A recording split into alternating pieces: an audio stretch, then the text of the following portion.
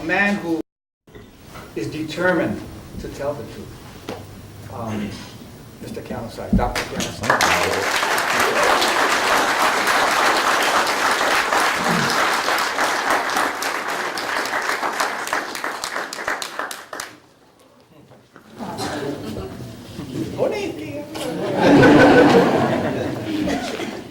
Mal Oliver, can you guys hear me? Okay, good. Well, I guess I'm here to share with you a bit about Hawaii's history. Hopefully that history will be able to answer some questions. But before I get there, I'd like to just share a bit about myself, where I come from, what I do, where I'm going, these kind of things. So you have an idea of where, or what, not necessarily what I'm saying, but why I'm saying it, the impact of it, and so forth. Well, I grew up in Kule'o'o on the island of Oahu. Went to Kamehameha, graduated in 1982. After Kamehameha, went on to a military college, New Mexico Military Institute, got my commission as a second lieutenant. From there, after I got my associate's degree at New Mexico Military, transferred to the University of Hawaii. I got my bachelor's, and then from there, went off and played Army. So I was in the National Guard, went on both active and reserve. So I got out as a captain back in '94, and I was in the field artillery. So that can kind of give you an idea of where I'm going to be coming from. Huh? No nonsense, call a spade, it is what it is. In the military, when you make a decision, and that decision is wrong, people die. That's how we were trained. So what you always have to be is open to new information. New information that can affect the plan that you may have had. You know? It's called intel, information. You might say that we've had the wrong information all these times, but yet we've been going to battles. And one sign that you don't have the information that we need is when you don't win the battles. That's when we normally say in the military, okay, ceasefire, everybody stop. Everybody withdraw, and let's talk about it. After action review, let's figure out what is going on. You don't keep going into a battle when you keep losing. You're supposed to stop. That's just common sense. You don't fight a guy to be beat up, right? You don't engage an issue to lose. But I've taken that idea, and you might say I applied it in everyday life for myself. Now, some people may not like what I say or what I said, but the one thing I have to ensure is you can't deny it. See, I'm not asking for you to agree with me, but can you deny it? So if I'm going to say that this is, well, people look at this and it's Nestea iced tea. Now, if you think that this is beer, or if you think this fruit punch, it really doesn't matter. It still is Nestea iced tea. The question, though, that I would ask is, why do you think it's beer, or why do you think it's fruit punch? Why don't you know it's Nestea iced tea? Yeah? So what I had to do was, for myself, and mind you, I'm not the only person. It's just, I'm like always in the front. There's a lot of people behind me that also work on these issues, but I'm in the front. You might say I'm running point all the time. Yeah? Well, we started to engage these issues by asking really the right questions. Because a lot of times what happens is when you ask the wrong question, and you don't necessarily get the answer. So you might say for the last, let's say 50 years, and I'm just throwing that out, for the last 50 years, we've been asking the wrong question. Now we're starting to ask the right questions. And that's really where it begins. You got to ask the right questions. Now these questions that I asked, along with the people that I used to work with and I still work with today, went into issues of contracts, law, things that you can falsify. Yeah? Not political rhetoric. Not this guy said this and then that guy said that and she said that.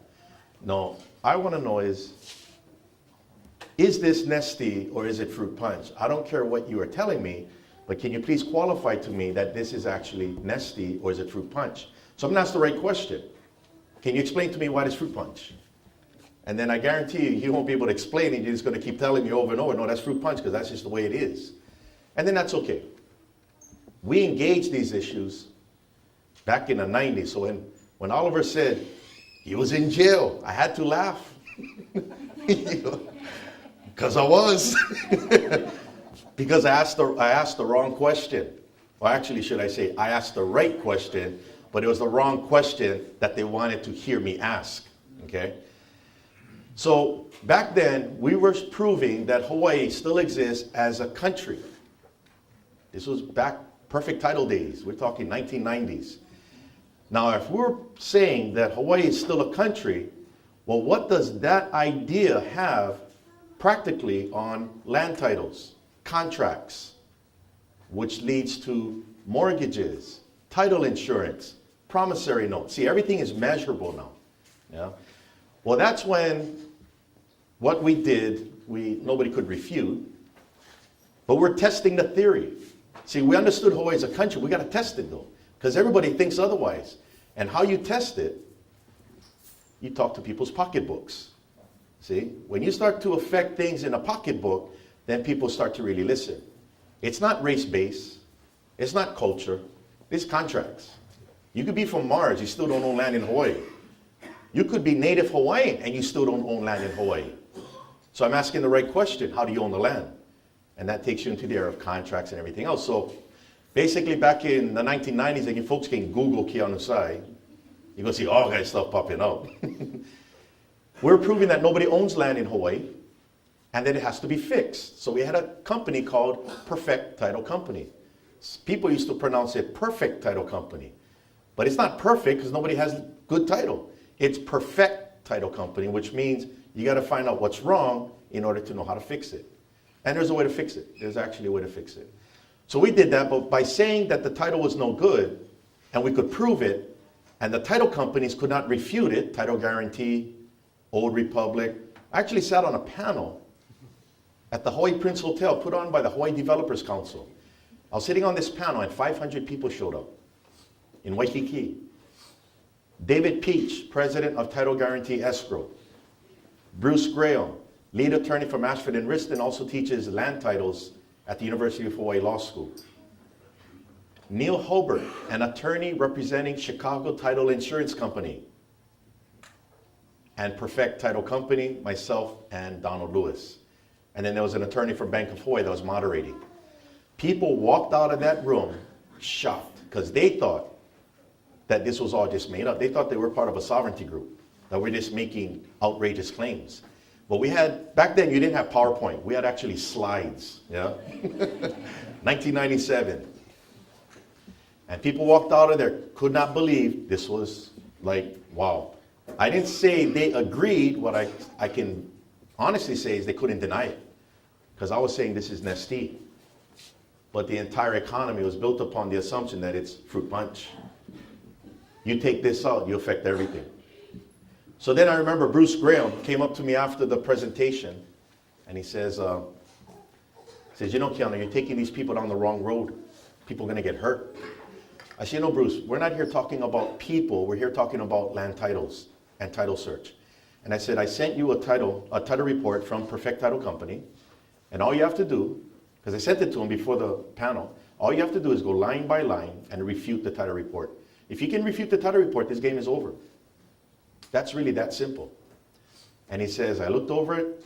It is historically and factually correct. So I said, what's the problem? He said, well, America's here, and that's just the way it is. I said, yeah, I didn't know America's involved in title insurance. See, we need to get back to the contract, not the scare tactic. Yeah. Well, 1 week later, our company, we get raided by the Honolulu Police Department White Collar Crime Unit. We get arrested for racketeering, money laundering, tax evasion, and theft. See, that's the game. See, we're asking the right questions. It's like we're saying the emperor has no clothes on. And everybody's going, shh.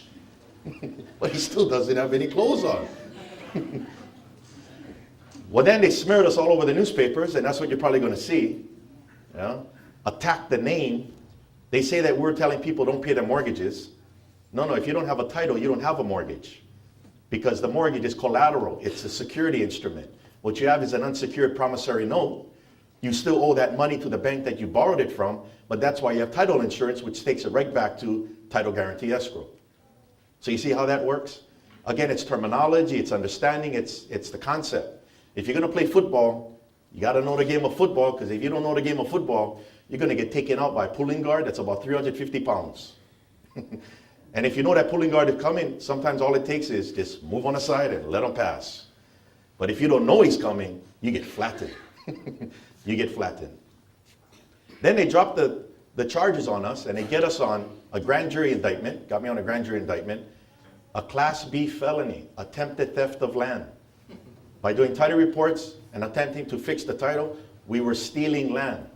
Okay, let me give you some inside scoop here. Real estate is immovable. It doesn't move. You can only trespass on land.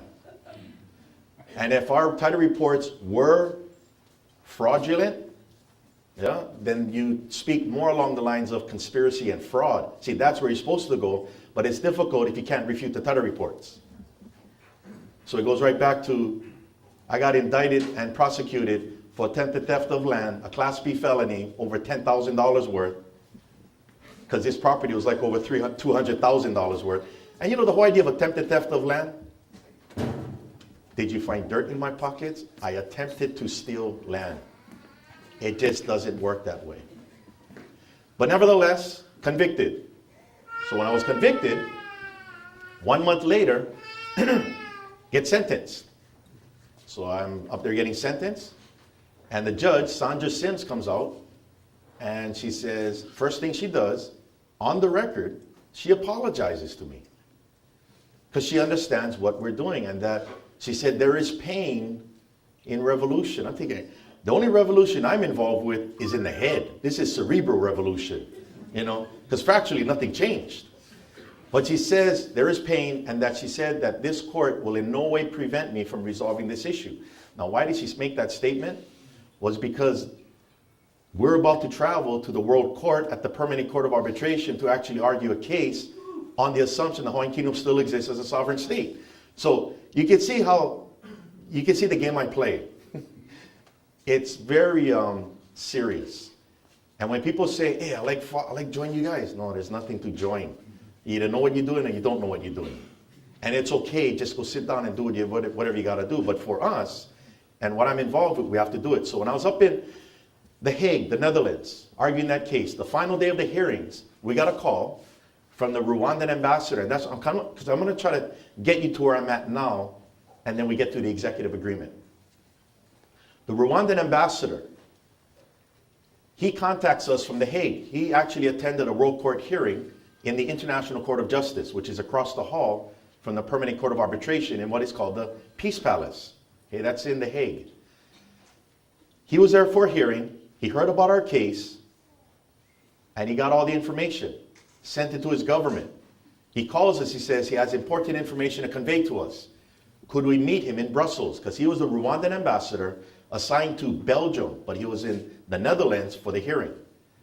So we went, okay, so we caught the train from The Hague down to the Brussels, and we get picked up by his motorcade. And they take us to him at an African Union meeting. It's like a European Union, an African Union meeting, all the African states, talking about economics. We go in, we meet him, he takes us across the street to a little cafe, and he closes, and the guy comes out with his white apron, you know, look like 007, you know, cobblestone roads, you know, we're in our suits and tie. I was ready for one motorcycle coming, you know, probably kind of walking around like, whoa, kind of looks like one movie I saw. So we walk into the cafe, and we sit down, and the person closes the door, who owns the cafe, closes the door, pulls the shades, everything, and we sit down, and we have coffee for us, all set. And the Rwandan ambassador basically says he has important information to convey, because he says that they reviewed everything, and that the idea that Hawaii being occupied cannot be tolerated. That is a complete violation of international law, and he is appalled that the international community did not step in. Now, why is Rwanda a stickler on this? Because in Rwanda, there was a situation that took place there between two peoples within that country called Tutsis and Hutus. They were killing each other, called genocide. 1 million people killed. That is an international matter. And President Clinton at that time did not want to use the word genocide, which would activate the process of intervening and stopping it. By the time they did come in, too late. So that was the driving force of the Rwandan ambassador. He says, this cannot be tolerated.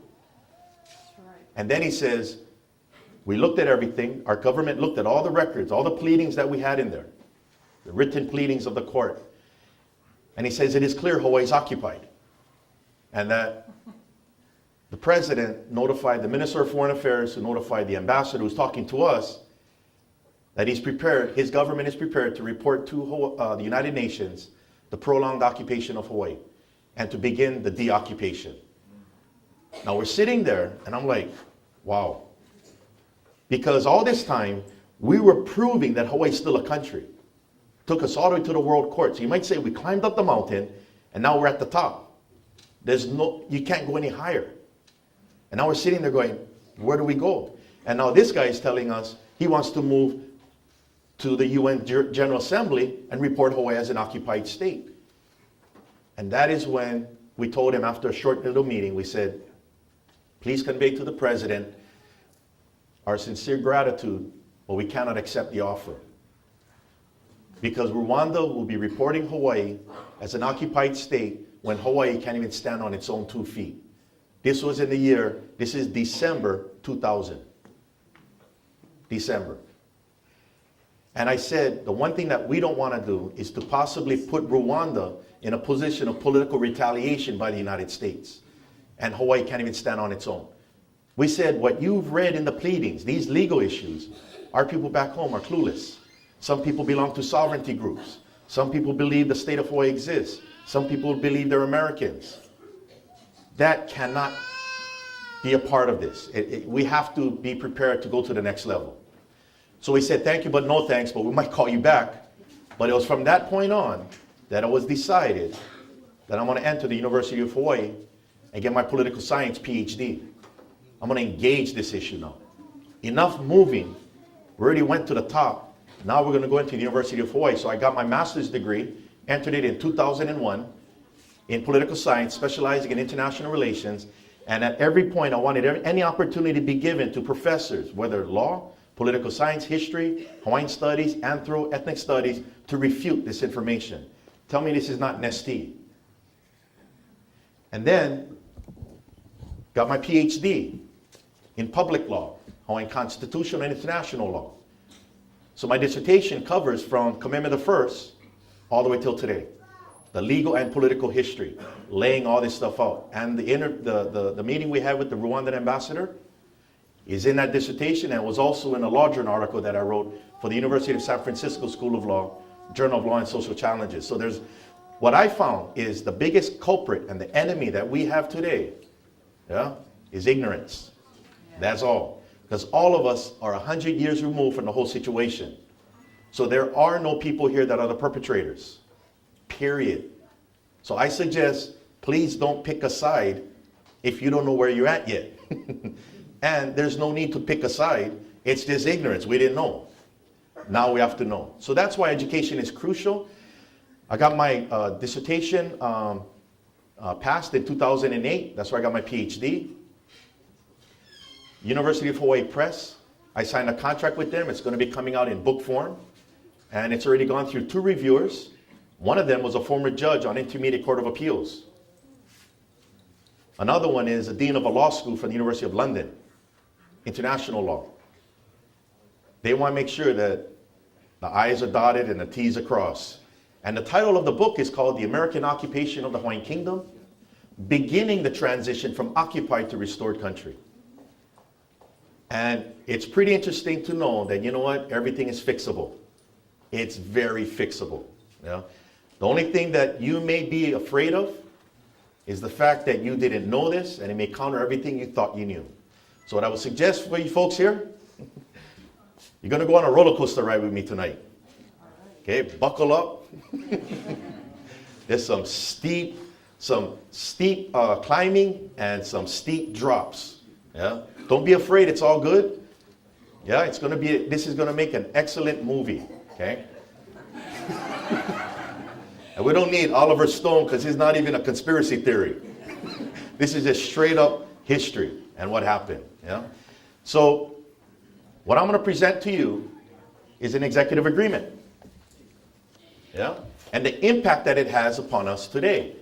But before I can get into the executive agreement, I need to get into the history of Hawaii that leads up to that agreement and its profound effect today and where this can take us. And then with the panel after, that's where we can kuka, yeah? Kind of iron these things out. Now the first thing that I would suggest is we need to understand terminology. Put it simply, you might say, all these years, we thought we were playing baseball. The game is football, yeah? You got to drop using the words that apply to baseball in a football game. So don't say, how did Congress, okay, no, it's like comparing, no, let's use this. It's like saying basketball and football. Okay, the question is, and I actually teach a class up at KCC, Kapiolani Community College, Introduction to the Hawaiian Kingdom, Hawaiian Studies 297. Writing intensive too, yeah? So one of the questions they're asking, but they say, how did Congress annex Hawaii? Now I'm going to get there, okay? Now I'm going to say is, Congress cannot annex Hawaii because Congress cannot pass laws that have force beyond the borders of the United States. Okay, that's just basic American government 101, okay? So if you say, how can Congress annex Hawaii? It doesn't make sense because Congress can't annex Hawaii, so I ask the question how they did it. That's like saying, how did Kobe Bryant make a touchdown? Right? It just doesn't apply. So you got to drop the use of these kind of terms. Like, you know the word independence? People say there's an independence movement, right? Okay, there's a difference between being independent and moving toward independence. Independence refers to a legal status of a country and its legal system that exists independently of other legal systems. So the legal system of Great Britain is limited to British territory. The legal system of the United States is limited to US territory. Both exist independent of each other. That's independence. So if you're going to say, I'm part of an independence movement, then what you're also saying is, we don't have independence, we're trying to get it. Does that make sense? Yeah. So before jumping ahead to there, it's like saying, oh my God, they're talking about divorcing from the United States, called secession. Before you talk about secession, which is divorce, first qualify the marriage. That's all. Just ask the right question. Just qualify the marriage. If there's no marriage, don't worry, there's no divorce needed. But might be something else that's needed. So that's why education is important, and terminology is key. So you guys ready? You guys ready for this roller coaster ride? Okay. You know, you guys ever saw the movie The Matrix? Okay, that's my cousin, Keanu Reeves. Keanu Sai, Keanu Reeves. Yeah? And you folks are about to take the red pill. Now you can see two worlds. But you got to get unplugged first. Okay, so I'm going to unplug you. All right, and by the way, Keanu actually is my cousin. He and I were named after my grandfather, Henry Keanu Reeves. My mom is a Reeves, from Kuli'o'o. That's the Reeves Ohana. Yeah, so he and I are actually named after my grandfather, Henry Keanu Reeves, and we used to play together. Me and Keanu, same age. I'm 45, he's 45. We're still waiting for him to get the Reeves curse. But you know what? Maybe he got it, but he's like Burt Reynolds. He can cover that good. He got a lot of money. You know what they say? It says, grass doesn't grow on a heavily used road. There's a lot of traffic going on up here. Right, Kaleko? That's right. So what I'm trying to do is make this fun because you know what? It's fun. Don't get angry. There's nothing to get angry at unless you can get angry with ignorance. Yeah? It's fun. Actually, it's very opportunistic. Did you know that when you don't engage an issue, yeah, it becomes a threat, yeah, and you demonize it, call it all kind of names. Did you know that if you engage the issue, it becomes an opportunity? That's how it works, yeah. Nobody walks in saying, I'm going to get my ass kicked. You walk in saying, how does that guy fight? Hey, you know what? That brother opened himself up wide open. See, but you got to know how to fight. And what I'm saying is I'm not advocating fight. The fighting is all in the head. It's all cerebral. It's all in the head. Cerebral revolution. That's what we're into. Yeah. Awaken the minds. Yeah. LIA. Okay. Executive agreement. Basically what I'll be covering. And for those of you who can't read it, I'm going to read it out for you. Okay, so don't worry about reading it. The calibration between the computer and the projector is making it darker. So I apologize. I tried to fix it, but you know, Maui Community College, that's what you get from them.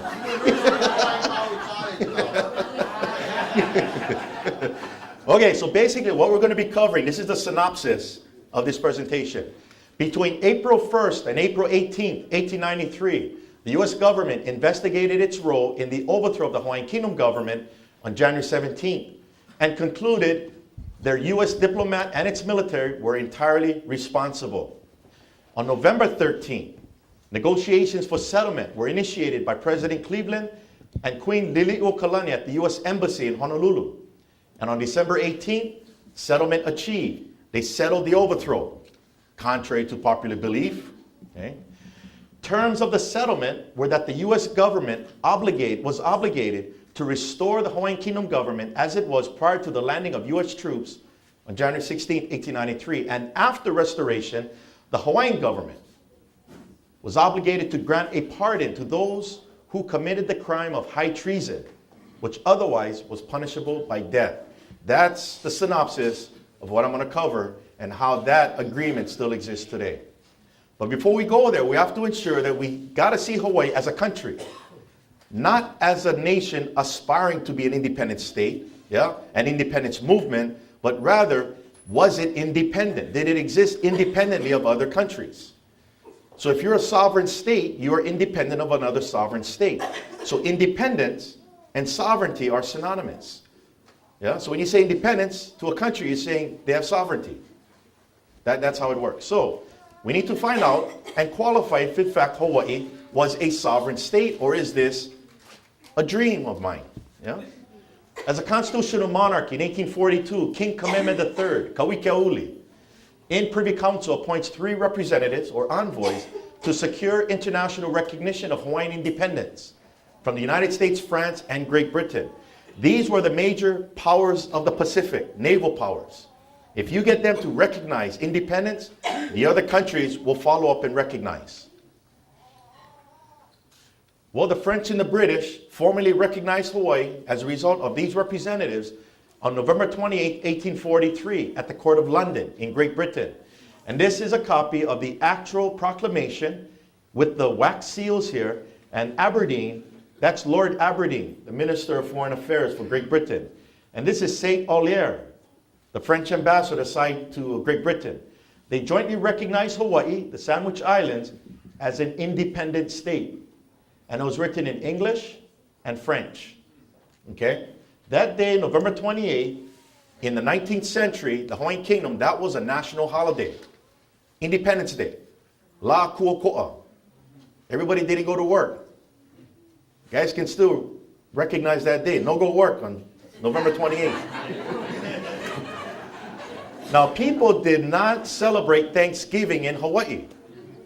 Does anybody know why Thanksgiving was not a national holiday in Hawaii in the 1800s? Because it's American. What is Thanksgiving? The Pilgrims. Indians helping them live, survive the winter. The Mayflower. Plymouth Rock, that had nothing to do with Hawaii, has nothing to do with Great Britain, has nothing to do with Canada, France, and Germany.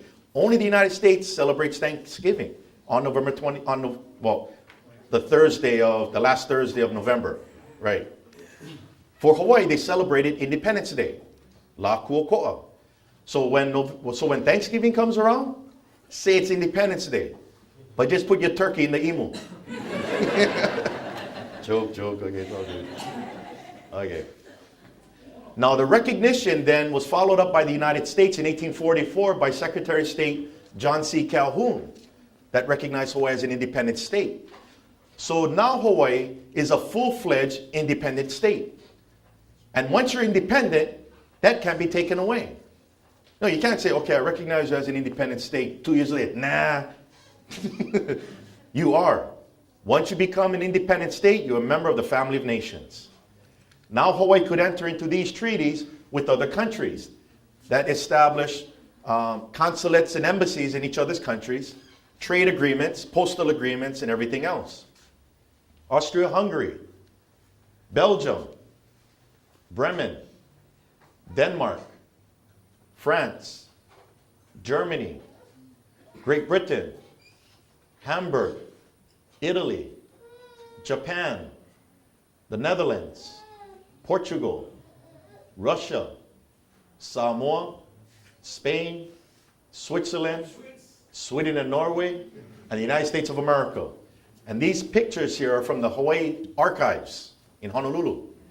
When I went to the World Court, we had to take snapshots of this because that was part of our presentation. The people that worked in the court that attended the hearings could not believe what they were seeing.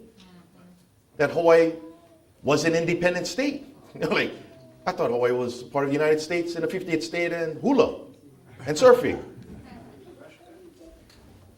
Also, Hawaii was a neutral country, May 16, 1854.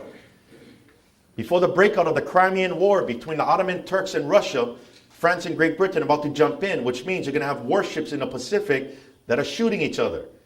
Kamehameha III declared Hawaii to be a neutral state, so we're like a Switzerland in the middle of the Pacific. And as a neutral state, you're further protected by international law because you don't engage in war. It's diplomacy, and you're going to see that in the way Hawaiian monarchs handled situations, namely Queen Liliuokalani. By 1893, Hawaii had over 90 embassies and consulates throughout the world. America had an embassy in Honolulu, and Hawaii had an embassy in Washington, D.C. Since 1881, Hawaii also was a member of the Universal Postal Union that exists today as an agency of the United Nations, still headquartered in Bern, Switzerland.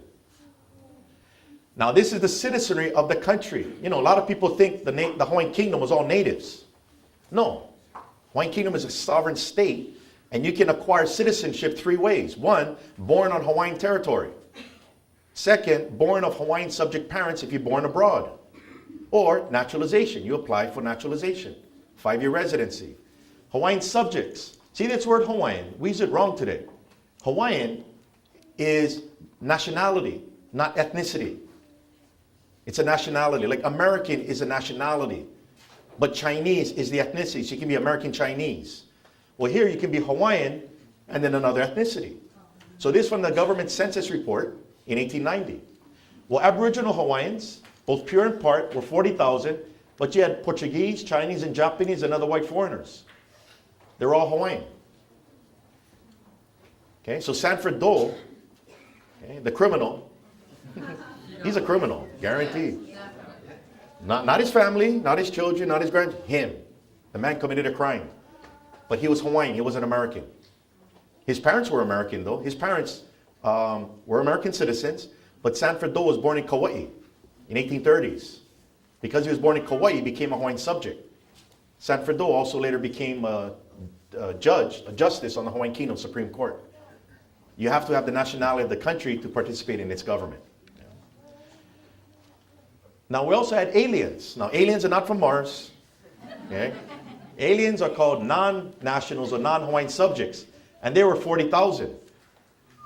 And these were the aliens that existed in 1890 in the Hawaiian Kingdom. Now, so you can see Hawaii is very multinational as a country, but it has one nationality called Hawaiian subjects.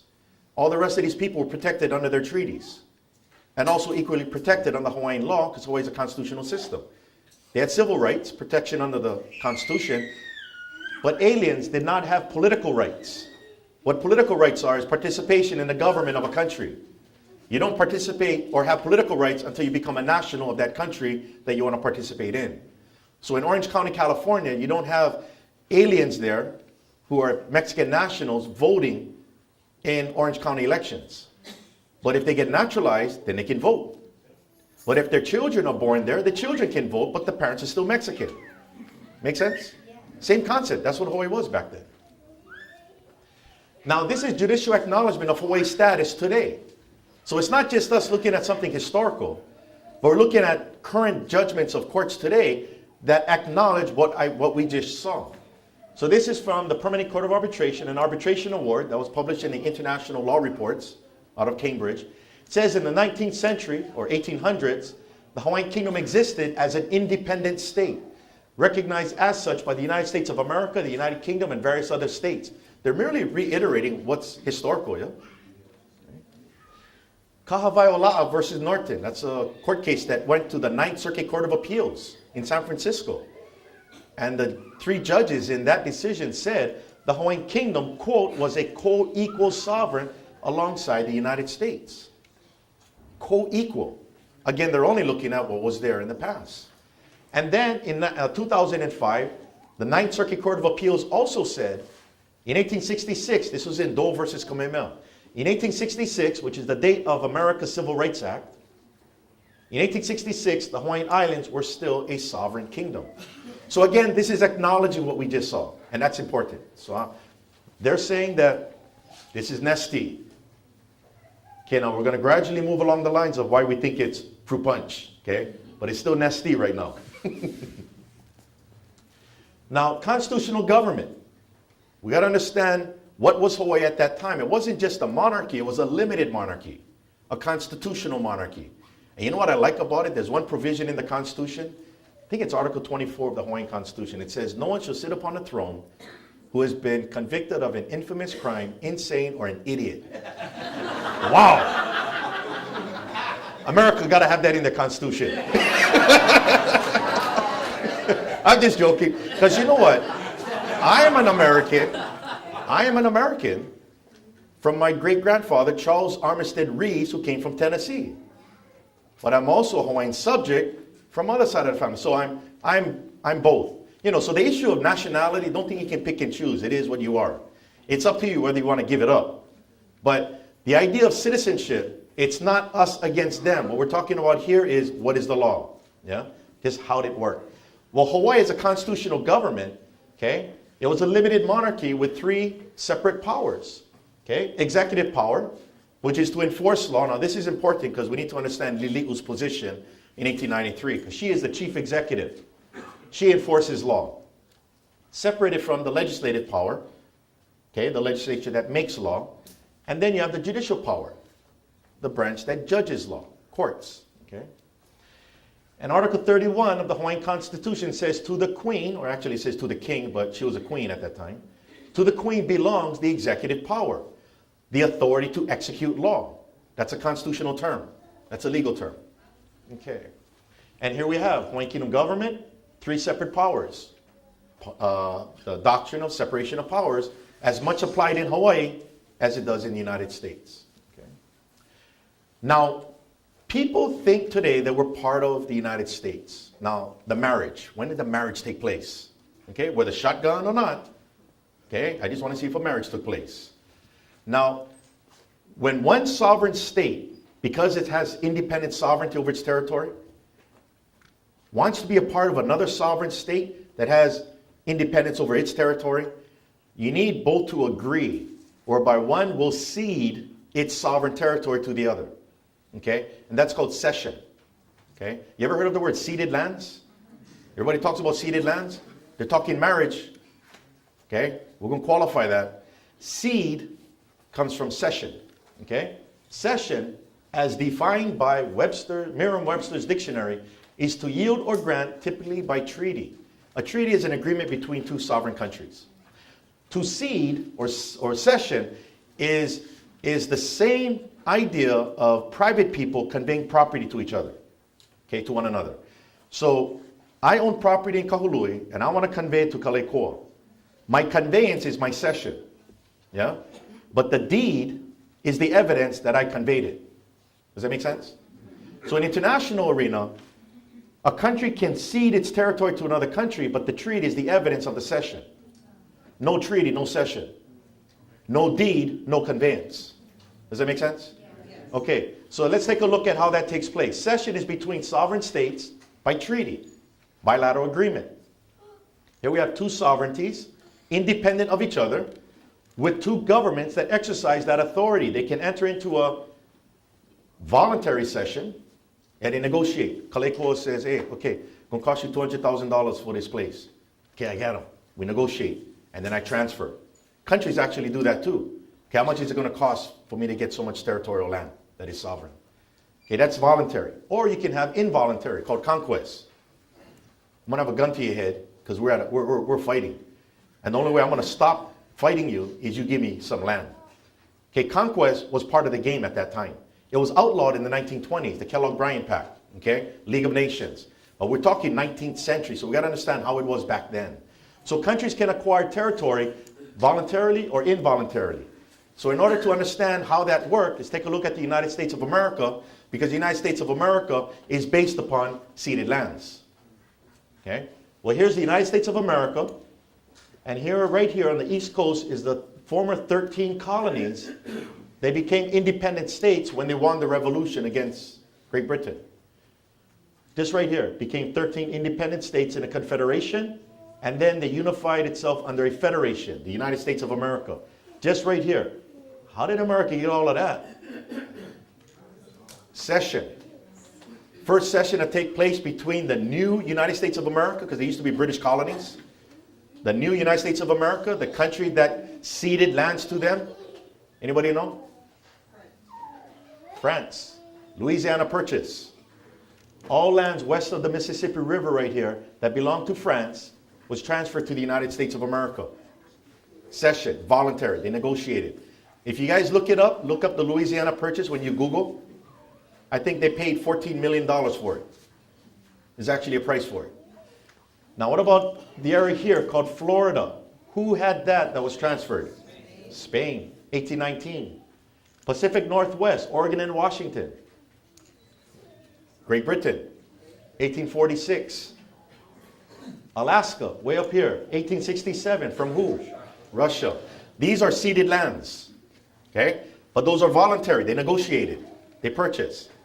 This area here, that was all conquest. That was acquired by conquest from who? Mexico. The Treaty of Guadalupe Hidalgo that ended the Mexican-American War. All lands north of the Rio Grande now became a part of the United States. Now all these lands over here that did not belong or were claimed by foreign states, Native American tribes. You look at every Native American tribe, there's a treaty there called ceded lands. There's an article, what lands are ceded. That is how the United States was consolidated into what we know today as the United States of America, is through ceded lands. So what I'm sharing with you is ceded lands and cession is very much a part of the United States as apple pie and baseball. Okay, so it's not something foreign. And there's nothing wrong with it. All we're here is trying to understand how it works. That's all it is, right? Now some people might say, what about Native Americans who were there? Weren't they nations? Yeah, were they not nations themselves? Yeah, they were, but they weren't independent states. They were dependent nations within an independent state. So the Apache were under Mexican sovereignty as a dependent nation, and then laterally transferred over to the United States as a dependent nation. That's why today when they refer to Native American tribes, it's a nation within a nation. And it's also called dependent, not independent. Does that make sense? Yeah. Okay. Yeah, it's all treaties, even by conquest. Because even Mexico had to sign a treaty by conquest. That's why we don't sign a charter. That's not a treaty. That's like Kobe Bryant making a touchdown. We're going to get there. We're going to get there. Yeah, we're going to get there. We're still in 1890s. See, you know when you start getting the theory down, you can start predicting what's happening. Yeah? You might say, we had the wrong theory. Couldn't predict nothing. We only get angry. It's like watching rugby, and all you know is American football. You don't know what's going on. And then you go ask your cousin, what's happening? Then instead of him saying, I don't know, he makes something up. And then your cousin go form one group, and they all say, that's how you play rugby. Until you meet up with Maui, and the Maui says, brother, that's not rugby. That's maybe Hawaiian, that's football Hawaiian style. Okay, make them up as you go. Nah, just joke. I was there. I played those games too. Yeah, just make it up as you go, yeah. Okay, now what happened now? So up to this point, January 16th, can we say that Hawaii is a sovereign and independent state? It is. So now let's take a look at whether marriage, whether shotgun by conquest or negotiation took place. Yeah? Okay. January 16th, 1893, United States military lands on Hawaiian sovereign territory without the consent of the Hawaiian government. Actually, protests were lodged against the U.S. ambassador for landing the U.S. troops from the governor of Oahu and the Minister of Foreign Affairs. He said, that's an act of war. What are you doing? This is not authorized under the law of nations. Now, when I was in the Army, we did training in South Korea. Yeah, Team Spirit was a big wargaming exercise. If we landed on South Korean soil as a sovereign state, meaning South Korea is a sovereign state, if we landed on South Korean soil without the consent of that government, that is an act of war, even though war did not break out. Because you violated the territorial integrity of a foreign state. Okay, that was happening back then in 1893. So that's why, can you understand why it's important that we need to understand Hawaii as a sovereign state and not some tribe in the middle of the Pacific that's going to try to take on some heavy weaponry. Yeah? No, this is a legal issue. Okay. They land on January 16th. And they march up what is called Mililani Street. On Oahu, you folks know where Kamehameha statue is? Okay, that building in the back of Kamehameha statue across from Iolani Palace is the government building, Ali'i Iolani Hale. That's where the legislature is served in the kingdom. Okay? These troops, okay, these guys right here, are going to march up Mililani Street, which is on the ewa side of that building. And they're going to set up camp there, and they're going to prepare themselves for the next day, January 17th, when Sanford Dole, the judge of the Hawaiian Kingdom Supreme Court, is going to lead a bunch of criminals to declare themselves to be a new government on January 17th, because they're going to walk into the building and read a piece of paper. And when they read this piece of paper, we are the new government, that American ambassador who landed the truth, which is part of the plan, is going to give them recognition as if they succeeded in the revolt and overthrew the Hawaiian Kingdom government. That's the plan. Crazy. That's treason. But that's crazy. They got to be high on something. You know what they was high on? Sugar. They was high on sugar, because sugar plantations, basically what was pushing these individuals to do this was to make more money by getting their sugar into the American market duty-free. They want to be in the market. That was the bottom line, sugar. And they were high on sugar. They weren't thinking straight. Yeah? So what happened was, now the ambassador though, what does he want out of this? He's not high on sugar. He's high on military. He wants Hawaii as a military outpost to develop, because it's centrally located. That's Minister Stevens. Okay? That's the plan. So they're going to say, okay, you set up yourself and you declare yourselves to be the government. I will say I recognize you, the United States recognize you as the lawful government, and warn the Queen, you attack them, you attack the United States. Now the Queen wasn't going to attack them because they're not a real government. What the Queen was going to do with Marshal Wilson and the police force was to arrest them for treason. But they couldn't arrest these individuals without running into the Marines. So that is when the Queen protested. Remember, neutrality, right? We don't want a shotgun wedding here like Mexico had. So what she had to do was she yielded her authority. Remember that executive power she had to enforce the law? She's going to yield that temporarily and conditionally to the United States president, not to these criminals, to investigate the actions of their individuals, their diplomat and military. After the investigation, restore the government back to what it was before the U.S. troops landed, and return the executive power. That's the plan. Now, President Harrison was the president at this time, Benjamin Harrison, but he's not listening to the protests. He's making like it doesn't exist. What he does is he's waiting for these individuals to arrive in Washington, D.C., headed by Lauren Thurston, the other criminal. Okay? Not his family, just him. They committed high treason. They better be successful, because the punishment for treason is death after you're convicted by a jury. So he heads off to Washington, D.C., with a few other criminals, and on February 14th, Valentine's Day, they signed a treaty in Washington, D.C. with President Harrison, transferring all of Hawaii to the United States. That's what actually happened. Now, President Harrison at this time, February, under U.S. law, you got to submit a treaty of cession, to the United States Senate for approval. The Senate has to approve, meaning they have to vote 2/3. 2/3 of the senators have to vote to approve it. Okay, that's a constitutional provision of the United States. So it's with the Senate.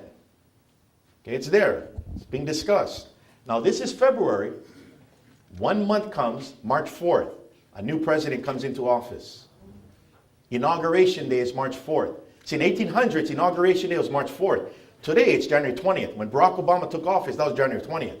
In 1800s, it's March 4th. On March 4th, you have a new president coming into office. Grover Cleveland. the Queen appoints and designates this guy named Paul Newman. Yeah, nice ka'u name, yeah, Paul Newman. That gives you an idea, this is not ethnic. He was a former Attorney General under King Kalakaua. He's the one who drafted the original protest for the Queen to yield her authority temporarily. She appointed him by power of attorney, making him an attorney in fact of her to travel to Washington and hand deliver that protest to that incoming president, because that first one is not doing anything about it. So Paul Newman arrived in Washington for the inauguration, and he delivered that protest to the president. After receiving the Queen's protest at his inauguration in March, Cleveland withdraws the treaty from the Senate, he takes it out, and he initiates an investigation in April. That is when he appoints and designates James Blunt, the former chairman of the House Committee on Foreign Affairs, who's from Georgia, to travel to Hawaii as a special commissioner to investigate and to report his findings to the Secretary of State, Walter Gresham, who would then apprise the president what happened. On October 18th, that investigation was concluded. And they concluded that international law was violated by the U.S. ambassador and U.S. troops when they intervened, when they landed illegally on Hawaiian soil. Members of the provisional government, they concluded, committed the crime of high treason, which is the punishment of death. They said it, they committed treason. And the United States must make all possible reparations, monetary, damages, as well as restitution. You have to restore the situation back to what it was before the U.S. troops landed. In other words, restore the Hawaiian Kingdom government to the status it was before the U.S. troops landed on January 16th. That was their conclusion, which followed up with the Queen's request to do the investigation. But the problem that President Cleveland is going to run into is when that government is restored and that executive power is returned back to the Queen, these individuals who committed treason will be indicted, prosecuted, convicted, and executed. And James Blunt, in his investigation, it's called the Blunt Reports, very damning. These individuals like Lauren Thurston was incriminating themselves because they believed in what the U.S. ambassador said. Now, they say when you get arrested, don't say anything because whatever you say can and will be used against you. Oh my God, these guys were just vala'au. Oh man, puhi kawaha. So, President Cleveland had a problem. He can't restore the government until he can get the Queen to grant amnesty before returning the executive power. That's what he needed to do, because a lot of people are going to be convicted, executed, because of what the U.S. ambassador and the U.S. military did. But yet, the U.S. ambassador, he had what is called diplomatic immunity. He went home, because he's an ambassador. Those other Americans that were involved in the overthrow, they're going to get prosecuted, including Hawaiian subjects. Lauren Thurston, Sanford Dole, William Castle, W.O. Smith, they're all Hawaiian subjects, they're not Americans. They were Caucasian, but they weren't Americans. They were Hawaiians. Also served as attorneys in the Hawaiian Kingdom. So that is when word was given to, by direction of the president, through the Secretary of State, Walter Gresham. That's like today's Hillary Clinton. Back then, it's Secretary of State Walter Gresham sends a correspondence or directive to the new ambassador assigned to Hawaii, Albert Willis. He is what is called the envoy minister plenipotentiary. Now that word plenipotentiary is used to identify somebody like an ambassador. What plenipotentiary means, it goes to the word plenary. Plenary is full power. An envoy plenipotentiary is one with full power to represent the country. Meaning when you speak to the envoy plenipotentiary in Hawaii, you are speaking to the President of the United States. That's how it works in international relations. So he's told to negotiate with the Queen for settlement. So they had a meeting. The first meeting took place in the American Embassy in Honolulu between the Queen and this ambassador on November 13th. And this is from the transcripts. He conveyed to the Queen the President's sincere regret that through the unauthorized intervention of the United States, she had been obliged to surrender her sovereignty, meaning her authority to execute the law. And his hope that with her consent and cooperation, the wrong done to her and to her people might be redressed. He stated that the President concluded that the members of the provisional government and their supporters though not entitled to extreme sympathy, have been led to their present predicament of revolt against the government by the indefensible encouragement and assistance of our diplomatic representative. That's the U.S. saying this. Okay? Don't you wish you had that in Iraq? Nah, just joking. The Queen was then asked, should you be restored to the throne, would you grant full amnesty as to life and property to all those who have been or who are now in the provisional government or who have been instrumental in the overthrow of your government? Amnesty is to grant an official pardon to an offender from the legal consequences of an offense or conviction. The United States President has experience, not Cleveland, but the office of President has experience in granting pardons. Civil War. The President of the United States issued a pardon, a general amnesty to all Confederate soldiers, that they will not be prosecuted for treason. That is what President Cleveland is asking the Queen to do, because these individuals followed what the U.S. ambassador told them, which was not true. Well, after 4 meetings with the ambassador, the Queen agreed to grant amnesty to the traitors after the government was restored.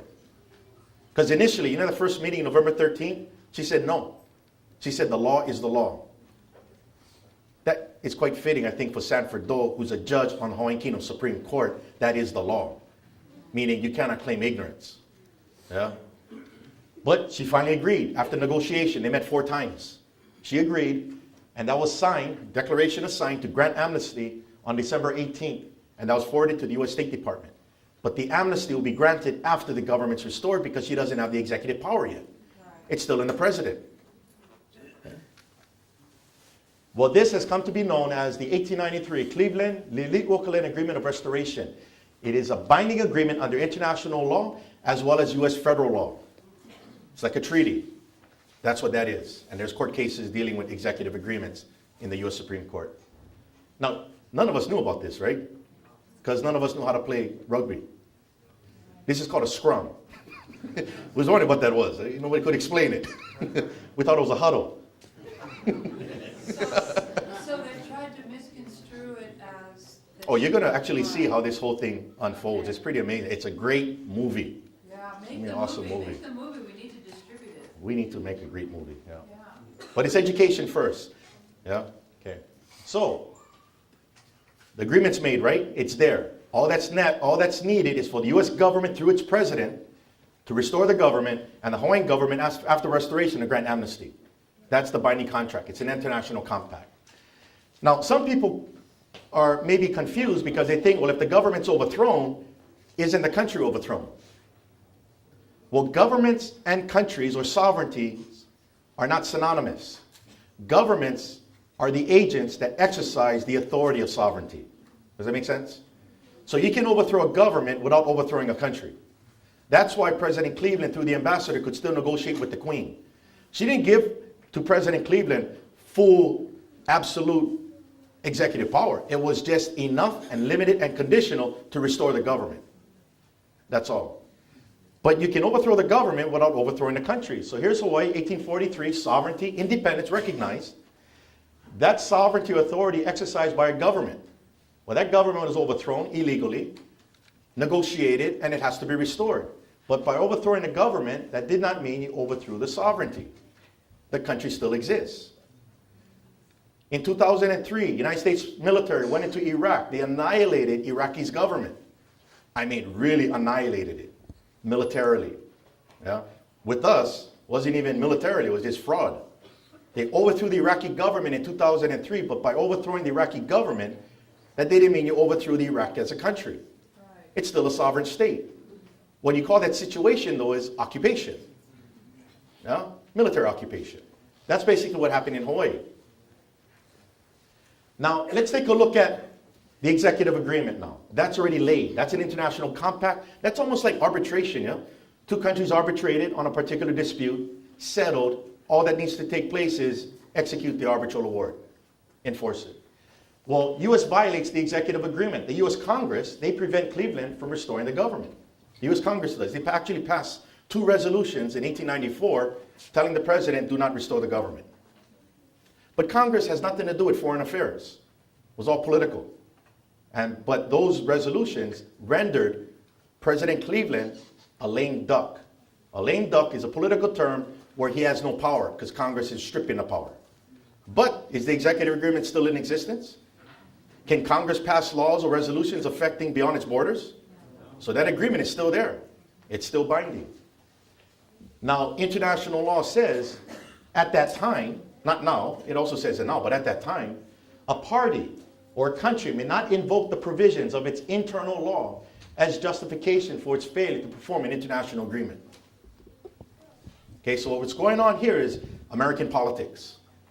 That's what's happening. Now, the Queen and Hawaiian subjects relied on Cleveland's commitment to their detriment, meaning they got to stand down. If they rise up, it could enter into a treaty of conquest. So they got to stand down. What that does is it gives rise to a legal doctrine called estoppel. Estoppel it means you are precluded, okay? You are precluded or prevents a party from denying the truth of a statement previously made. So estoppel means you're stopped. So like Kaliko and I make an agreement. I'm going to make 500 t-shirts. He agreed to pay me $1,000 for 500 t-shirts. We sign a contract, okay? Well, I don't have 500 t-shirts in my office. I got to go purchase it from the American t-shirt company. Then I print them. Then I call Kaliko. Hey, Kaliko, ready for pickup? That'll be $1,000. Kaliko cannot tell me, oh, you know what? Nah, I don't like it. Because my wife said I can't buy them. I said, brother, you signed a contract. And I relied on that contract to my detriment because money came out of my pocket to go buy the 500 shirts to print. So what basically happens in this situation is that Kaliko is precluded from making any excuse other than give me the money. And if he doesn't give me the money, guess what? I call the cops. Or I file a suit against him to get that money. What it means is he doesn't have an excuse if you fully understood what he signed. So in this executive agreement, estoppel kicks in. You see how that's played up? So the United States cannot later claim through Congress or the presidency or the judicial system that they don't have to restore the Hawaiian government. No, you're stuck. You're bound by that.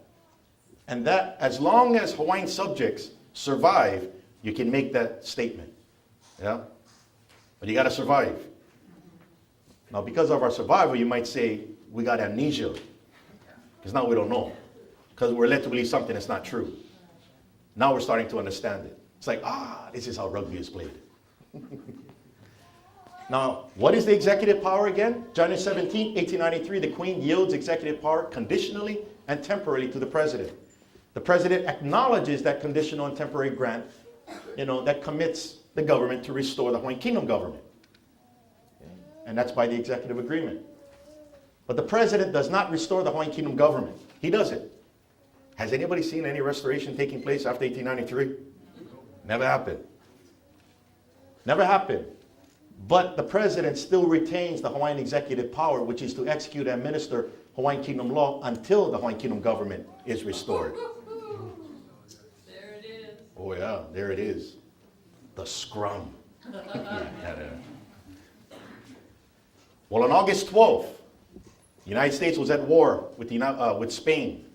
They needed to fight the Spanish, not just in Puerto Rico and Cuba, in the Caribbean, but in Guam and the Philippines. Those are Spanish colonies in the Pacific.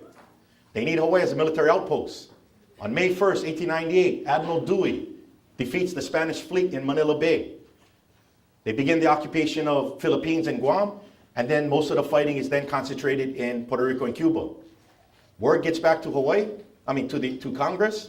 They got to reinforce Admiral Dewey. Representative Francis Newlands from Nevada, he submits a resolution to the House Committee on Foreign Affairs to annex Hawaii.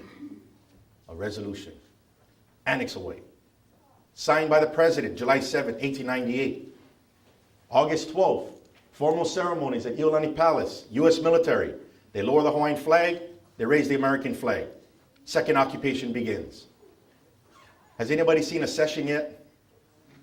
And you know what? Even if there was a session, it would be precluded by the executive agreement, unless it was the Queen that signed that session and approved by the Hawaiian government. Never happened. Now, occupations are regulated by international law. The word international, inter means between. National refers to the countries. So international law is a law between countries because they're co-equal sovereigns.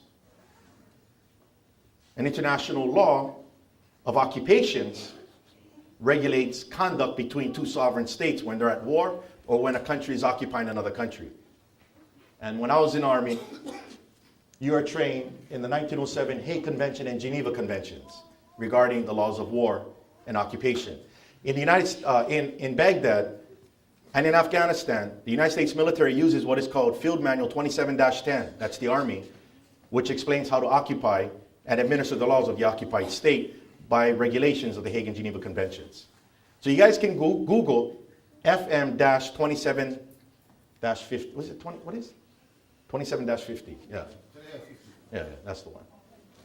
Also, the occupier must establish a military government to administer the laws of the occupied state. That's a byproduct of the law of occupation. So like in Iraq, the United States had to set up a coalition provisional authority. You know that CPA? And they used to have a military governor there running it. They would administer Iraqi law, but these were all American military. Then that guy was replaced by Bremer. He was the ambassador, the civilian that came in. If you look at that, they're administering Iraqi law because Iraq still exists as a sovereign state, despite the fact that its government was overthrown. So in our case, the United States during the Spanish-American War should have administered Hawaiian constitutional, penal, civil, and common law. But you know this rule in the Hague Convention where the occupier must administer the laws of the occupied state? That's actually just reinforcing the executive power that the United States president has since 1893. Make sense? Yeah. So conflict now between United States federal and state law. So now we're going to just take it into the American legal system, away from the international system, just the American legal system. Not only international law, but federal law mandates the president through his military, because the military is an extension of the executive branch, mandates the president through his military to administer Hawaiian law by virtue of the Hawaiian executive power granted by the Queen. They still got it. But nobody remembered it. But it's clearly there. It's in my dissertation. It's in my law journal article, but I didn't know it before then either, because I didn't know what a scrum was. From 1898 to the present, the U.S. Congress, not the president or the executive, the U.S. Congress has enacted laws establishing a territorial government in 1900 where they put Sanford Doe as the governor. How's that? The criminal who the president asked to grant amnesty, the next president puts that guy in charge of the territorial government. Wow. That's like I'm in New York. They appoint John Gotti, governor of New York. Looks good with the suit and tie. When you start looking in behind, you go, oh, that guy's mafia. Well, that guy wasn't granted a pardon. He's still a criminal. He's a fugitive. And the state of Hawaii government in 1959. That was enacted by Congress. And these were all in violation of the executive agreement that obligates the president to restore the Hawaiian Kingdom government. Not to create the territorial government or the state of Hawaii government, but the Hawaiian Kingdom government, the constitutional system. And this is from a U.S. Supreme Court case in 1937, one of many, but I love it. U.S. versus Belmont. Justice Sutherland said, our Constitution, laws, and policies have no extraterritorial operation unless in respect of our own citizens. Extraterritorial means the ability to go beyond the territory of the United States. So what he's saying is, U.S. law and the U.S. Constitution has no application beyond the borders of the United States. Does that make sense? Okay. So let's give it some context now. Here's the United States of America, and here is Hawaii. Co-equal sovereigns, right? A lot smaller, but legally co-equal. United States Congress passes a law, annexation resolution, joint resolution of annexation. That's an American law limited to U.S. territory, just like Justice Sutherland said in United States versus Belmont of the U.S. Supreme Court. 2 years later, the territorial government is created. It's called the Organic Act, where Sanford Doe was then appointed governor by William McKinley. 1921 Hawaiian Homes Act. Now Native Hawaiians are forced to play this game because they're being abused on the land back home by these guys in control. So they got to get people up at the federal level, like Kuhio and Wilcox and Bush, to try to get the U.S. to pass a law that will create homesteads For Native Hawaiians, 50%, they wanted less, okay, less quantum, but to put Native Hawaiians back on the land because their lands were being taken by these criminals. But Hawaiian Homes was going to be at the federal level. The commission at the federal level to look down. It was a sign of survival. They had to do something. And then 1959, the United States Congress passes a law changing the territory into a state. And then the Office of Hawaiian Affairs, 1978, that utilizes the blood quantum as a definition. Apology resolution. America passed the law in 1993, apologized for the whole thing. Sorry. They actually passed the law apologizing. But you know what? When you read what's in that law, it's all rubbish. Because they start to say things in there. Remember, only now we're starting to understand scrum. There's no forward pass in rugby. Yeah, we're starting to learn it. When we start to read the apology law now, they start to use terms in there that reinforce an illusion. They say that Native Hawaiians, they apologize to Native Hawaiians, implying only natives was in the kingdom. Remember the government census report? Not just natives. And then when they say only to the natives we apologize, then they say that the Native Hawaiians are the indigenous people of the United States.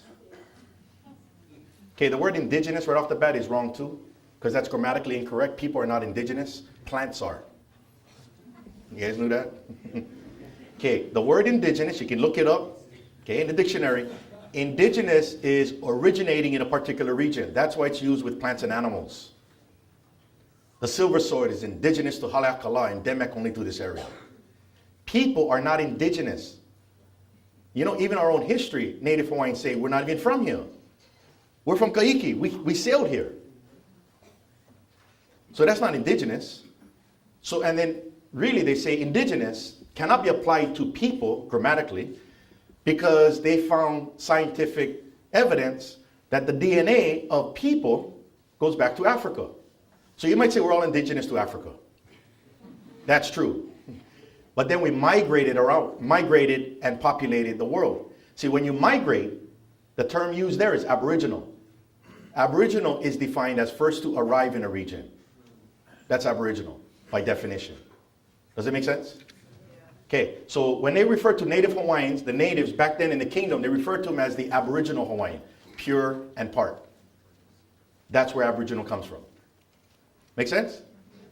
We're getting rugby down. Okay? Pretty soon we'll come up with a play.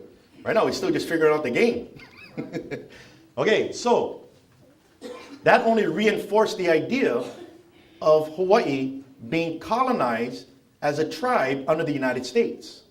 It's all an illusion. It's all made up. And then the Akaka Bill. The Akaka Bill seeks to transform the Office of Hawaiian Affairs and the Hawaiian Homes back to the federal level. That's what it's doing. But in order to do that, it needs federal recognition, as if Native Hawaiians are a tribe. Okay. That's all fine, but remember, U.S. laws are limited to U.S. territory, right? So it's still limited to U.S. territory. But let's take a look at, well, let me go on. I'm going to come back to the Akaka Bill. Now, these are Hawaiian laws, okay, that existed at the time of Queen Liliuokalani in her negotiation with the U.S. ambassador. Meaning that's what she was constrained by. Hawaiian Kingdom law, as the president is constrained by U.S. law. These are Hawaiian laws limited to Hawaiian territory. These are American laws limited to U.S. territory. American laws cannot be imposed in a foreign state without violating its sovereignty. And Hawaiian laws cannot be applied in the United States without violating its sovereignty. So you're not going to see me in California claiming I have native tenant rights, and I'm going to go start picking some Hawaii. Only here. And that's not really, that's a little sticky. You got to talk Hawaiian Kingdom law on what is native tenant rights. So the reason why they're separated, because they're two sovereign states. Remember, independent. Their legal systems exist independent of each other because of international law. Can you see how important a treaty is right here? You need a treaty. Well, what's going to happen is, from 1898 on, you're going to have history books fabricating that Hawaii was annexed by treaty. And you know how I know that that propaganda worked? Is because everybody here today says ceded lands. Because ceded lands implies there's a treaty. There's no treaty. Why is everybody still saying ceded lands? You can't steal land, it doesn't move. It's still here. No, it's called seized lands, not ceded lands. Yeah, but it's still illegal. So it's illegally occupying this land. Yeah. Okay. Now, these are American laws that are limited to U.S. territory. Okay. And these are Hawaiian laws limited to Hawaiian territory. Really, that's insignificant in this whole issue because this is an issue between United States as a country and Hawaii as a country, right? So really, the only thing that really matters is that executive agreement. That's still there. Now, you know the Akaka bill? The Akaka bill, pushing the Akaka bill is a direct violation of federal law because of the executive agreement. That's a U.S. law. That's a direct violation and an encroachment of Congress on the executive power of the President of the United States. That's like Congress today is going to pass a law establishing a territorial government in Afghanistan for the United States. Can't happen. That's an encroachment on the executive power. And not that it has any effect, it just stops at when it goes beyond U.S. territory. It has no extraterritorial force. It has no force and effect beyond the borders. Does that make sense? Amazing, huh? So the state of Hawaii is in direct violation of federal law.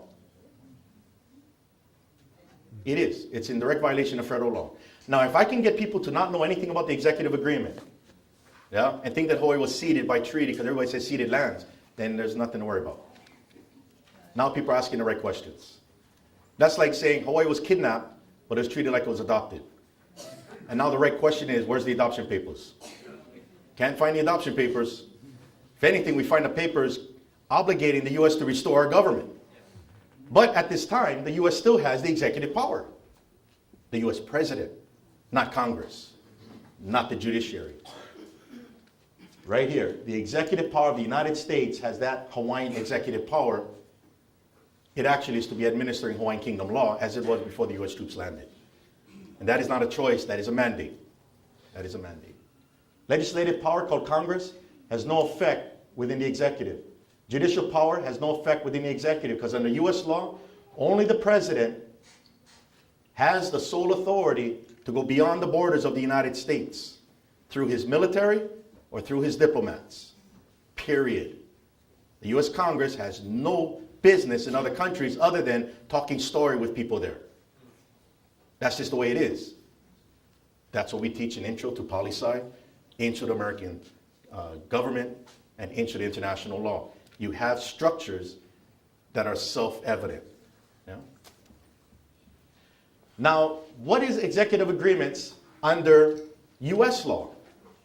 Well, according to Quincy Wright, a very well-known constitutional scholar, utilized constantly in foreign affairs documents by the U.S. State Department, who, by the way, is a political scientist. Just had to throw that in. Says congressional resolutions or on concrete incidents are encroachments upon the power of the executive department and are of no legal effect. So not only is American law limited to U.S. territory according to the U.S. Supreme Court, but even resolutions they passed telling the president not to restore the government in 1894 is an encroachment on that executive power, especially when the other party relying on that agreement is suffering. Quincy Wright also says, in general, the president binds himself and his successors in office by executive agreements. Ooh. Whoa. Barack Obama is in the same position as President Grover Cleveland as a president. This is not personal. This is just an office, whoever is in that office. Because that's how governments work.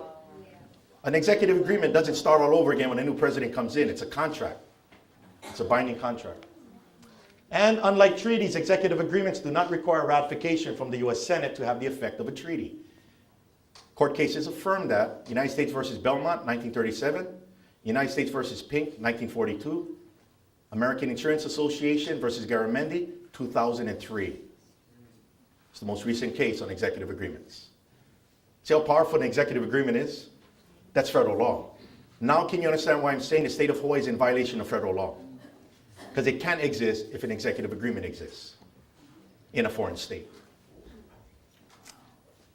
U.S. v. Belmont, okay, regarding executive agreements, it says plainly, the external powers of the United States are to be exercised without regard to state laws or policies, and in respect of all international negotiations and compacts, and in respect of our foreign relations generally, state lines disappear because it's a federal system.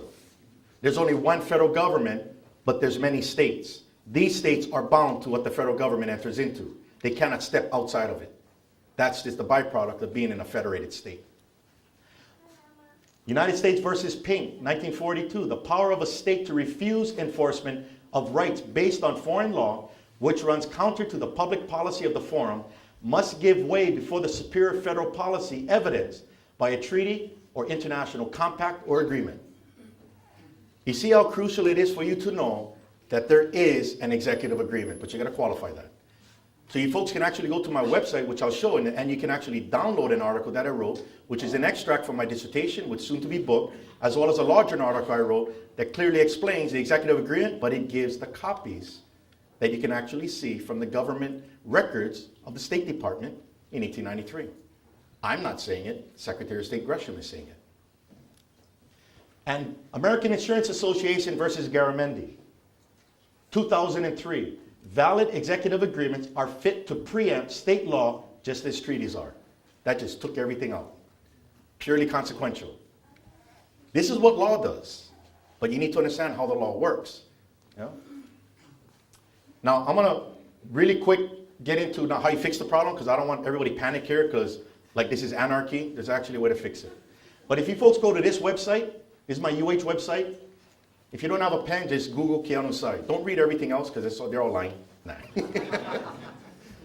Go to my publications and go to executive agreement. And you can actually read the whole thing. It's in PDF, and it has the actual the documents that comprise the executive agreement in there. Yeah. Now, before I close and we pass it over to Oliver, how do you fix the problem?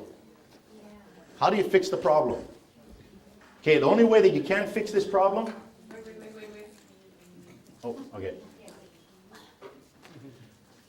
Okay, first of all, in what we've just covered, who has the authority and responsibility to enforce and administer Hawaiian Kingdom law as it existed in 1893, January 16th? The President of the United States. Okay, period. Now, the President of the United States, who is the President as a governing body in relation to the state of Hawaii? Federal. State is state. That's federal level. The President of the United States, what connection can the President have in a foreign country? He's military. Military. And his diplomats, right? That's his only connection to foreign states. Today we have headquarters of the largest unified military command in the world called Pacific Command. Camp Smith on the island of Oahu, headed by a 4-star admiral who reports directly to the Secretary of Defense, to the United States President. A unified command is a commander that is in charge of 4 components: Army, Navy, Air Force, Marines. That military is on occupied territory. It is. There's no, whether they believe it or if they still say, no, this is not nesty. See, the one thing in the military, it's called liability. If a military officer knowingly violates the law of occupation, that's a war crime. I guarantee you they're going to call it nesty, because that's what it is. Civilians call it fruit punch. Now, when I got back from the World Court in 2001, or in 2000, I gave a presentation. I was invited to give a presentation of Hawaii's status as an independent state. Well, actually, I was invited to give a talk to the Officers Corps at the 25th Infantry Division, Schofield Barracks. See, I was actually in the 25th Division for a while as a captain. Probably saw my 2-1 file. Yeah, that guy was here. So then I get a call, because I'm going to give a talk. Now, it's a monthly talk, yeah, to these officers, or every 2 months, I don't know what it was. The person that talked before me was Nalani Odes about singing and Hawaiian song. The person after me is Keone Nunes, tattoos, or tatau. And they wanted to know what I was going to talk about, so I got a call. And said, hi, Keanu, you've been asked to present to the officers' corps? Because the military is trying to make amends with the civilian community, the Hawaiian community, because of Makua Valley. Fire broke out and all that stuff back in early 2000. So they asked me, Keanu, what are you going to talk about? Oh, just got back from the World Court, talking about Hawaii being an occupied state. Silence. Then they go, can we see that presentation before you give it? Absolutely. As a commanding officer, I would not let anybody under my command talk about something I know nothing what they're talking about. So I said, why don't you come to my house? So they came to my house, 2 officers, 2 representatives with the General Dubik was the general at that time, 2-star general. And they say, can we see it? So I showed them a PowerPoint in my house, PowerPoint presentation. Laid it out, and they were like, imagine what you folks were thinking when you first heard this. Imagine what they're thinking. And then they went, this is good. See, because they like the way I presented it. I'm not angry. I'm not calling people names. I'm just saying this is nasty, and then I just tell a few jokes. But it's still nasty. That's all it is. So they say, you know what, we'll get back to you. Can I have a copy of the PowerPoint? And we'll get back to you in a couple weeks. So I got the call. It was on. Now, why did it say it was on? One of the brigades was about to be deployed to Bosnia. North Atlantic Treaty Organization, NATO, is going to do a rotation there in Bosnia. And this brigade, out of the 25th Division, just came out of Fort Polk, Louisiana, trained in the law of occupation. And they thought, perfect. So I went up there and I gave the presentation. Oh boy, you could hear a pin drop. And the officers were there from 2nd lieutenant all the way to the 2-star general. And they were there with their wives. Oh, the wives, talking about body language. The husband, honey. I'm watching the whole thing. See, you folks don't know. I can see all of you, but you can't see everybody. So I'm watching blood vessels going pretty soon. That's why I crack jokes. When I crack a joke, I'm trying to diffuse it. Because it's okay, it's all good. But they're trying to tell their wives, it's okay. And then question and answers come out. So one of the questions asked, he was a major, and he must have been an operations officer, probably at battalion level. He was a major, probably we call it an S3 back then, operations. So he goes, raise his hand. Yes, sir. He goes, Keanu, what about the military installations in Hawaii? What's going to happen to the military installations? Because they couldn't deny Hawaii's occupied. What are they going to say? Well, tough luck. No, militaries don't talk like that because they can be held accountable. Civilians do, like like Dick Cheney and them. They can say things whatever they like. Military guys watch what they say. Yeah. So he says, what about the military? I said, sir, it's an excellent point, but I need to redirect you. That's how you talk to officers. Sir, excellent point. But I need to redirect you to the regulations on a neutral territory. I said, Hague Convention number 6. The rights and duties of a neutral country. Article 1. The territory of a neutral country is inviolable, which means you cannot place military installations on the territory of a neutral state, or you bring that neutral state into harm's way. December 7th, 1941. And all he could say was, whoa. Like what he's going to say, yeah, right. He went, oh. See, I'm just saying you're not following the regulations. That's what the military is. You don't argue about regulations. You're either in compliance or you're not in compliance. Right. That's all it is. Yeah, don't argue with the guy. Just say, where's the regulations? So, a lot of people don't know also, okay, that Hawaii is targeted for nuclear strikes by China and Russia. Oh, that's for real. That is a given because of the Pacific Command that is here. And then they were worried recently if Korea can reach Hawaii. Remember that? Why did they pick Hawaii? Why is he going to launch a missile at Hawaii? Hey, launch it at Alaska. They're closer. Because of the military installations. That's just the way it is. So because Hawaii is a neutral state and we have military installations here, we are in harm's way, whether you believe it or not. That's just the way it is. Now, the next question came from a colonel, full-bird colonel, the brigade commander, I believe, that was about to be deployed to Bosnia. And he says, Keanu, but isn't it true that in 1959, everybody voted for statehood, and that's why Hawaii is a part of the United States? Sir, excellent point. But I need to redirect you to the demographics of who voted, but more importantly, who orchestrated the vote called the U.S. Congress. I said, sir, U.S. Congress has no authority beyond the borders of the United States, even if Americans voted for it, and even if Hawaiians voted it thinking it was American. I said, sir, that's like you folks going to Bosnia. You're going to vote for statehood in Bosnia. And it makes Bosnia part of the United States because you guys voted. And all the commander could do is put his hand on his forehead. Because, you know, it's reality check. It's a complete shift on the paradigm. All of a sudden, from this side trying to prove Hawaii's a country, now coming from this side, we can't deny Hawaii's a country. It's a role reversal. Yeah? And then after that, everybody's waiting for a few more questions came, but everybody's waiting for the general to come up and, you know, what is the general going to say? So General Dubik comes up and he says, Keanu, excellent presentation. I was like, oh, well, thank you, sir. In front of everybody just kind of watching, you know, like, gee, what did the general do? Bring this guy in for? And he goes, so Keanu, how do you foresee the transition back to the kingdom? How's that? He asked me that in front of everybody. And I was like, wow, that's pretty affirmative, you know. It's not like you would expect, yeah, right, we bigger than you, never going to happen, take a hike, you know, all these things. Yeah, he just says, how do you foresee the transition back to the kingdom? So I told him, I said, you know what, sir? We're dealing with a lot of ignorance, a lot of confusion. We don't know what happened. We're going to learn what happened, and we're going to move toward it responsibly. I said, that's why I'm heading into the University of Hawaii Political Science Department, get that master's in international relations, get my PhD, and I'm going to provide a solution. Chapter 5 of my dissertation covers the solution, righting the wrong. After that, I got my doctorate degree, February 2008, patched in a call to the U.S. military. I was able to brief the staff judge advocate. These are the attorneys for the United States Army. United States Army Pacific, 8th Sustainment Command, Colonel Herring, and his staff of officers about the restoration and how it's going to be fixed. Because when I first spoke to the Army, I didn't have the solution. I now got it. It's in my dissertation. I went back to close the loop.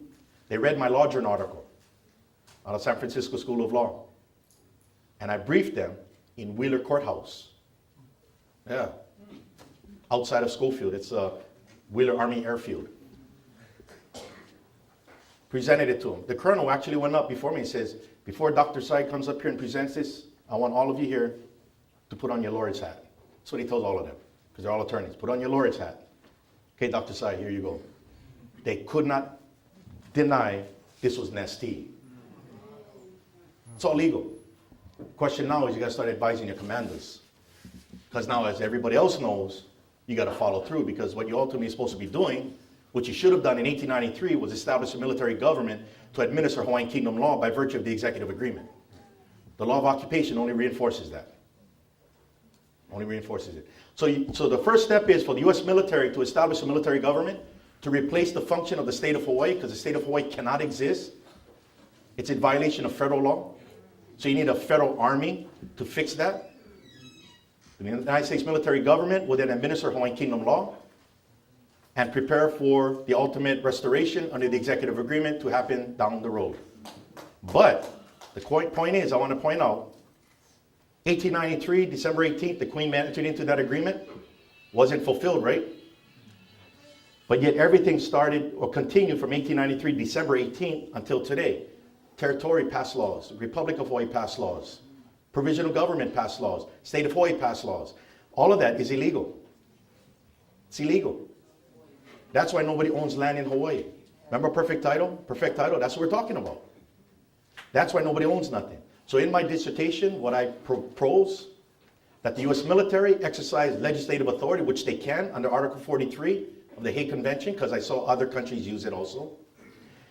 That the military commander can enter into declare by proclamation that all laws that have been illegally imposed here since December 18, 1893 to the present shall be the temporary laws of the occupied state. That way everything stays afloat. But these laws will only be the laws of the occupied state so long as they do not run contrary to Hawaiian Kingdom law and international law of occupation. And then when the restoration of the government is complete down the road, which I don't know when, because we're going to have to figure out how to live under Hawaiian law. We got to know Hawaiian law. When that happens down the road, that Hawaiian legislature, which is multi-ethnic, they're nationals, are then going to have to take up each of these provisional laws and enact them into Hawaiian statute to make them permanent. That's how it's supposed to work, and that's how it was actually working after World War I, World War II, after those German occupations. Same concept. Same concept. So we're not here reinventing the wheel. We just figured out we got to ride the bike and not try to build one on our own, because it's already made. Because the kind of bike we got square wheels. This thing ain't moving. And every time you move, you got to get everybody to push you. Yeah? Come on, everybody get together, hold signs. Push. Pah. Okay. Boom. That bike only moved about 2 feet. I'm joking. Okay. Are you folks okay? Do you have these books? Questions? Do you have these books duplicated and in different places to be protected while we pray for your life? No, I mean really. Just joking. Very positive. Hey, I was in the army. You know you're going to die. You just don't know when. My job was to get rounds over the mountain. Yeah. I'm expendable. But Not yet. that's not a death wish. No. not What I'm yet. saying is the work needs to be documented, and I needed to get it qualified, and that's why I went to the University of Hawaii to get it qualified. And then I'm moving on, because now you got to take the theory into practice. And a lot of this is just based upon people's ignorance. It's just ignorance. So information is important. So when you folks go to my website, when you go to publications, also download, and there's a whole bunch you can download, it's your choice, but go download the dissertation. Because that's the book that's going to come out, but it's expanded. Yeah, that's coming out of UH Press. But the dissertation you can download, go read it. Because you know what you folks may not realize is the dissertation and my book that's going to be come out in sometime this year by UH Press. It covers from Kamehameha I until today. What you folks may not know is that April 2010, this April, marks the 200th anniversary of the Hawaiian Kingdom. April 1810 is when Kauai was ceded to Kamehameha, thereby consolidating the entire country as the Hawaiian Kingdom. So this dissertation actually covers it from Kamehameha all the way through. So you get to even read Kamehameha's battles. All these things. And what I'm doing is I'm identifying the legal and political history of this country. And I highly recommend you folks go ahead and download that and just read it. And just talk amongst each other. Hey, check this out. Yes.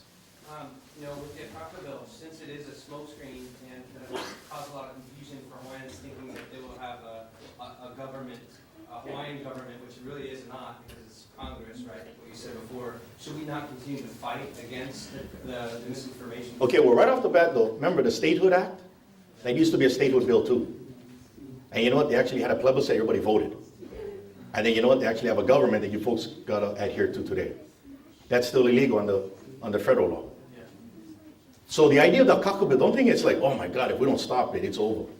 But what I'm saying is, don't say, how did Kobe Bryant make a touchdown?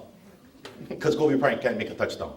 But what you can do, and that's what I was sharing with Foster outside. Now we understand the game, and you know what? Why are you going to fight against something that doesn't exist? But how can you address something that doesn't exist? See, now you can say this is a violation of federal law. Now you can point them to the executive agreement. See, then you can start asking the right questions. So next time you get Boyd Mossman over here, who's a judge, you can ask him the question now. What does this executive agreement do regarding the ACACA bill if it's stated here by the U.S. Supreme Court, blah, blah, blah. See, and it's not to make him look bad. No, but he's in a position where he has to respond. Okay, he is a trustee of the Office of Hawaiian Affairs, which is illegal. And now remember, everything's illegal. But you know what? He has the responsibility, though, to respond to your questions. Just ask the right question. Right. It's all good. I mean, it's not like he's a bad guy. It's irrelevant. Because whatever he says. So hey. Two things first. Just say, on Keanu's side, one thing with Keanu, one of the things I've always a lot appreciated, all the stuff he talked about, PowerPoints, all the past publications, and some of the work with other students at the University of Hawaii, and also some well-known international law, not just intellectuals, but international law scholars, I guess, have also published work on the Hawaiian situation. And you can find that really all connected to Keanu's site there. So I would encourage everybody to check it out. It's all there. And one thing, like I said, I appreciate Keanu. This is not like you're going to pay $14 and go get the information. You know, he's secretly hiding all this. Keanu has always offered this stuff for the masses to educate themselves. And that's the biggest thing I appreciate about Keanu. Yeah. It's out there for everybody. It's out there for everybody. I want to just Keanu real briefly. We can just talk about some of the international figures. You know, people think that this is just Keanu all in his head. He's, you know, doing this. But what you find, you can go out there, you find some well-known international law figures are, you know, got their finger on this, and I think Keanu can maybe talk a little bit about that. No, exactly. Remember I told you I'm not the only guy, huh? You think I made this whole thing up? Now actually, you know what? I did make this up. How you guys know I didn't make this stuff up? Anybody can do it in PowerPoint. You don't know, yeah? I think the only thing that may help you to maybe feel comfortable is the fact I got a PhD in political science specializing in public law. And that people on my dissertation committee consisted of 2 deans of law schools, one from London, international law, the other one from Hawaii, 3 poli-sci professors, public law, and one guy's theory of sovereignty. And then John Osorio from Hawaiian Studies, because I cover Hawaii's history. None of them could deny Nesti, because it's just there. So that's why they were the ones who asked me, now what? Write that chapter. Propose a solution. Now, when Kaleko was talking about the other people involved, okay, when we got back from The Hague, well, by the way, the 3 arbitrators that served on the tribunal in the Permanent Court of Arbitration in The Hague were very, very well-known people. Very well-known. 2 arbitrators, associate arbitrators. One was a former Solicitor General from Australia, Gavin Griffith, who argued a case on behalf of Australia in the International Court of Justice. The other arbitrator was Professor Christopher Greenwood from the London School of Economics and Political Science. He taught international law. Right now, he is a judge on the International Court of Justice. He got selected by the UN. Wow. And these 2 individuals selected the president of the arbitral tribunal, Professor James Crawford, former dean from Cambridge Law School, specializes in international law. So when I was in Geneva, Switzerland, after the Hague proceedings, I came home and wanted to try to link up with a law firm, international, yeah, international. So we're up there talking to some Swiss law firms, and it wasn't really working because that's more arbitration. We're looking at more, okay, Security Council, not a court case, but, you know, where do we go? So before we went to London, I patched in a call to Professor James Crawford at Cambridge. And when I called him, I said, because the case was already over, so he's not a tribunal member, so it's not a conflict there. Yeah. So the secretary answered the phone and said he was teaching a class, but took down my information. Well, Professor Crawford called me in Geneva from London. He said, hey, David, how's everything? You know, so we did small talk and said, Professor Crawford, without any conflict of interest because the case is over, could you recommend someone that has an international law background of a high caliber that we can speak to in London? He says, yes, I do. I will let you know who that person is by email, but I need to talk to that person first. So we get an email saying that Professor Matthew Craven from the University of London Law School is going to be meeting with us when we flew into London, and we actually met. So Professor Crawford from Cambridge introduces another professor to meet us, and these guys in Europe deal with international court cases. They actually argue cases for countries. They don't just write about it. They're representing countries. Professor Craven meets with us right across from Buckingham Palace. There's a hotel over there, the Marriott. Nice place. You know. You gotta play the role, huh? You know, kind of go up there with one, you know, puka pants and hey, what's up?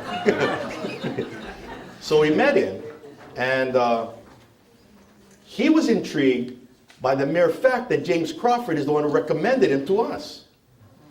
Because Hawaii is supposedly part of the United States. You wouldn't venture into these areas that could affect your reputation.